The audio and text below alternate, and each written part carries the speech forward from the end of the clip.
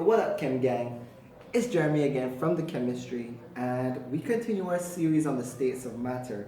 And what we've been doing in this series is describing the world around us using the beautiful world of chemistry. Alright?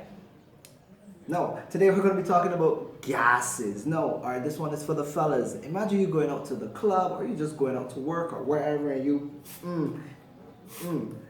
no, you spray that there. Imagine a world where you spray and nobody can smell it. Because we are all relying on this cologne to be smelled by somebody all the way on the next side of the room. Yes, even that can be described by chemistry. And today we're going to be looking at gases. So, with gases, their properties are variable volumes, which really takes the volume of the container that they're in. They also take the shape of the container that they're in. Gases can compress and expand, not slightly, fully compress and expand.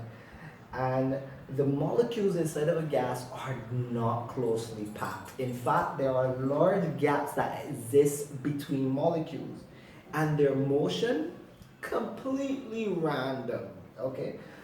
So first of all, let's talk about the forces of attraction that exist within inside of a gas. Now, in a gas form, the forces of attraction between molecules is very, very weak. Now that leads us to our first point.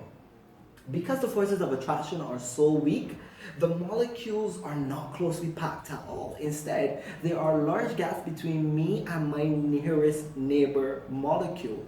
Now, when we think about when we spray our cologne, that's what happens. We enter a room at point A, but the gaseous molecules are able to travel all the way to point B, so that whoever we're trying to smell good for, or if we're just trying to smell good and just general hygiene, they can smell it, because the gaseous molecules are able to freely move wherever, right? Because they're not at all closely packed to one another. And we started to touch it there just now, but those weak forces of attraction allow for molecules to have full and complete range of motion.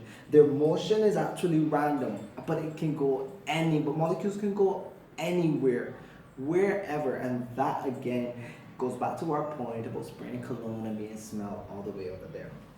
Now, gases can expand and compress to a very large degree. Let's think about a syringe. We take a syringe and we just open that bad boy right up. Just open it right up. We don't feel any traction or any pull or any great difficulty in doing that when we have a syringe with nothing inside of it. And that's because the gas is able to expand. Gases expand very easily. Goes back to our same point about the cologne. And compression, if we have a syringe and it doesn't have any liquid in it, and we just pushing out gas, think about how easy that happens. That is as easy as 1, 2, 3. No, because the forces of attraction are that weak, and that's why they compress and expand easily. I should have remembered that to talk about forces of attraction. But that's why they compress and expand easily, because those forces of attraction are so weak that honestly you can easily compress and expand, because the molecules are not close together, but they're really far apart. Secondly, or lastly, the forces of attraction are so weak that it allows for the gaseous molecules to fully take on the shape of whatever container they're in. So whatever container you put a gas in, the gas is going to expand all the way, because those forces of attraction are too weak. Molecules are not pulling one another back. They're free to go wherever and fill out the entire room. And that goes back to the last point about them having a variable volume. Forces of attraction are that weak that, again, those molecules are not going to feel any resistance to motion, and they're going to fill out the room by simple diffusion. Alright, so until we meet again, Chem Gang,